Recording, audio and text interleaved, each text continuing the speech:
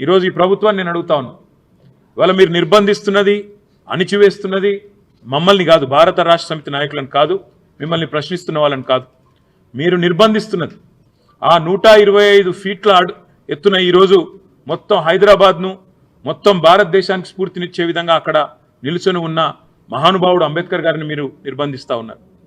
మీకు కోపం ఉంటే మా మీద ఉండవచ్చు, కేసీఆర్ గారి మీద ఉండవచ్చు, భారత రాష్ట్ర సమితి మీద ఉండొచ్చు, మా మీద అక్కసు ఉండొచ్చు.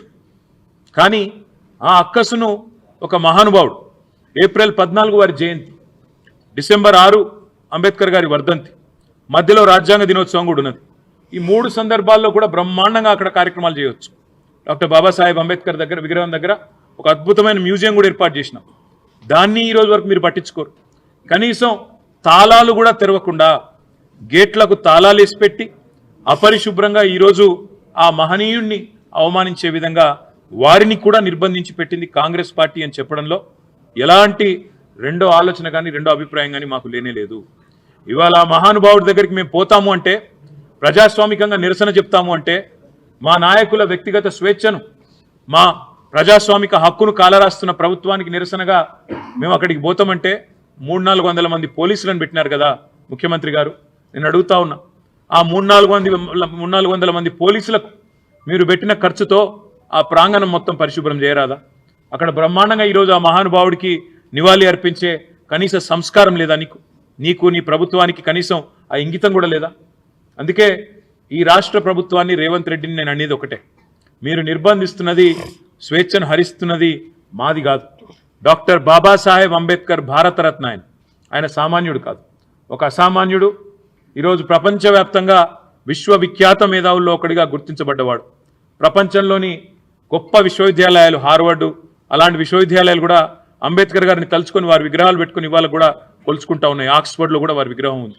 మరి అట్లాంటి అంబేద్కర్ గారి ప్రపంచంలోనే అతిపెద్ద విగ్రహం మన హైదరాబాద్లో ఉంటే, నీ సెక్రటేరియట్కు 4 అడుగుల దూరంలో ఉంటే, నీకు అక్కడికి వెళ్ళి నివాళులు అర్పించే సంస్కారం లేని ఒక కుసంస్కారి నువ్వు అనే మాట కూడా నేను విజ్ఞప్తి చేస్తా ఉన్నాను.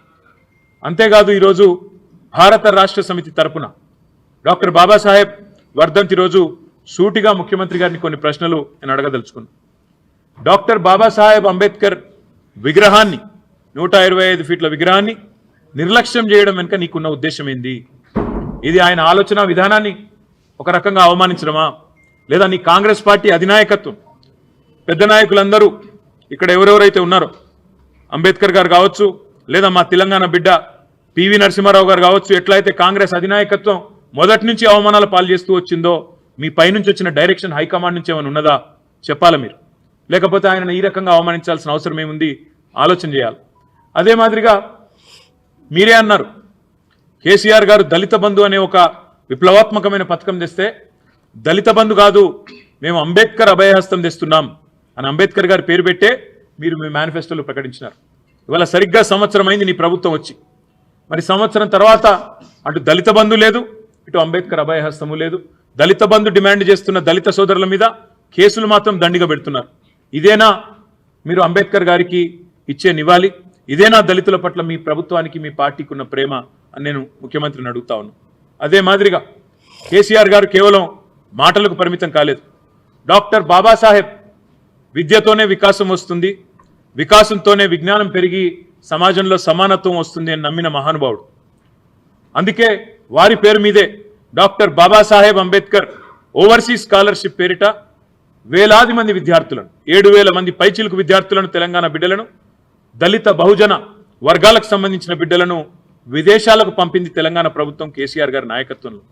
ఇవాళ ఆ పిల్లలు 2వ ఇన్స్టాల్మెంట్ కూడా రాకుండా మా ప్రభుత్వం మొదటి ఇన్స్టాల్మెంట్ ఇస్తే, ఈరోజు 2వ ఇన్స్టాల్మెంట్ కోసం దేశ విదేశాల్లో అల్లాడుతున్న విషయం మీకు కనీసం తెలుసా?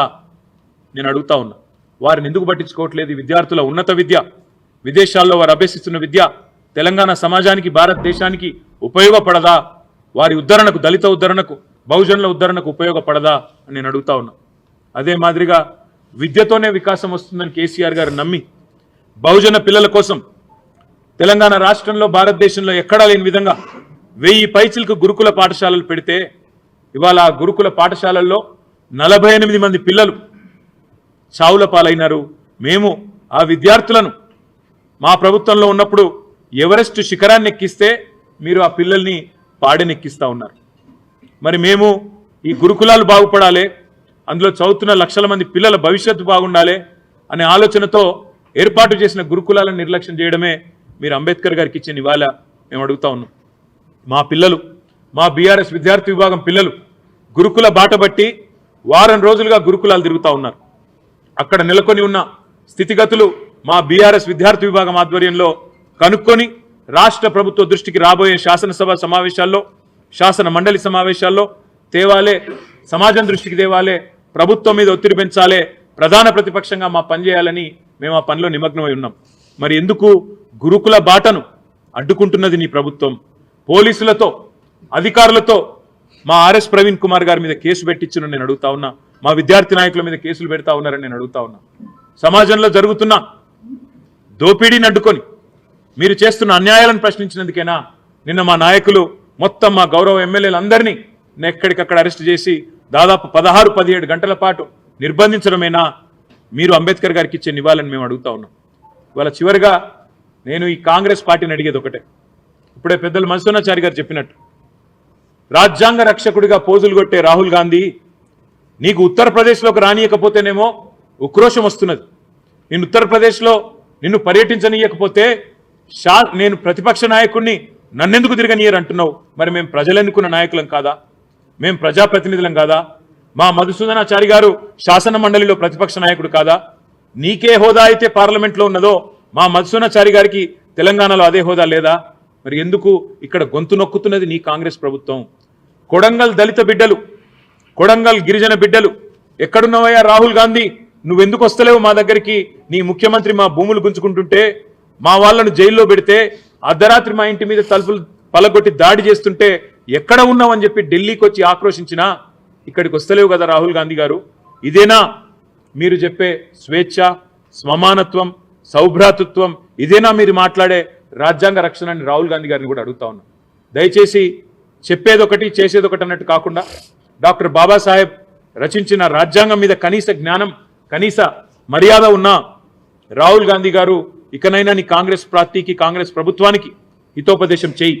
వారికి చెప్పు, ఈ వ్యక్తిగత దాడులు, వ్యక్తిత్వ హననాలు, రాష్ట్రంలోని బలహీన వర్గాల మీద జరుగుతున్న జులుం ఏదైతే ఉన్నదో ఈ విషయంలో నీ ముఖ్యమంత్రికి సద్బుద్ధిని ప్రసాదించే విధంగా ఆ అంబేద్కర్ గారి సాక్షిగా, అంబేద్కర్ గారి వర్ధంతి సాక్షిగా ఖచ్చితంగా ఆదేశాలు ఇవ్వాలని కోరుతూ, మరి ఇవాళ మమ్మల్ని పోనీయకుండా మేము పోదామనుకున్నాం. ఆ 125 అడుగుల నిడివి ఉన్న డాక్టర్ బాబాసాహెబ్ విగ్రహం దగ్గర పోయి అవసరమైతే స్వయంగా మేమే చీపుర్లు బట్టి, ఈ ముఖ్యమంత్రి పట్టించుకుంటలేడు, ఈ ప్రభుత్వం పట్టించుకుంటలేదు, మేమే శుభ్రం చేద్దాం చీపుర్లు బట్టని మేము బయలుదేరుతుంటే మా అందరి ఇళ్ల ముంగట పోలీసులు, మా ఎమ్మెల్యేలు, మా నాయకులందరూ హౌస్ అరెస్ట్. ఇంతకంటే దౌర్భాగ్యం ఇంకోటి ఉంటుందా? నువ్వు పరిశుభ్రం చేయవు, నువ్వు పట్టించుకోవు, మమ్మల్ని ఈరోజు ఇక్కడ హౌస్ అరెస్ట్ చేస్తా ఉన్నావు. మా తెలంగాణ భవన్, మా పార్టీ కేంద్ర కార్యాలయం, ఇక్కడ అంబేద్కర్ గారి వర్ధంతి కార్యక్రమం చేసుకుంటామంటే ఇలా మీరు బయటికి పోయి చూడొచ్చు. గేటు ముందా ఈరోజు దాదాపు ఒక 100 మంది పోలీసులు ఉన్నారు. ఇదేనా ఇందిరమ్మ రాజ్యం అంటే? మీరు చెప్పిన ఇందిరమ్మ రాజ్యం ఇదేనా? ఎమర్జెన్సీ రోజులను తలపించే విధంగా ఎక్కడికక్కడ పోలీసులతో గొంతు నొక్కే ప్రయత్నం చేయడమే మీరు చెప్పిన ఇందిరమ్మ రాజ్యమా అని నేను అడుగుతా ఉన్నా. చివరిగా ఈ రాష్ట్ర ప్రభుత్వానికి చెప్పేది ఒకటే, కేసులు ఎన్నైనా పెట్టుకోండి, ఏం చేసుకుంటారో చేసుకోండి, మా నాయకుల మీద మీరేం చేసినా పర్వాలేదు. కానీ 9వ తారీఖు నుండి ప్రారంభమయ్యే శాసనసభ సమావేశాల్లో, శాసన మండలి సమావేశాల్లో తప్పకుండా మీ ప్రభుత్వం యొక్క నిర్వాకాన్ని, సంవత్సరం పూర్తయిన తర్వాత మీ రాష్ట్ర ప్రజలకు చేస్తున్న అన్యాయాన్ని ఎలుగెత్తి కొట్లాడుతూనే ఉంటాం, ప్రశ్నిస్తూనే ఉంటాం, పోరాడుతూనే ఉంటాం. వెనక్కి తగ్గే ముచ్చటనే లేదనే మాట మళ్ళొకసారి తెలియజేస్తూ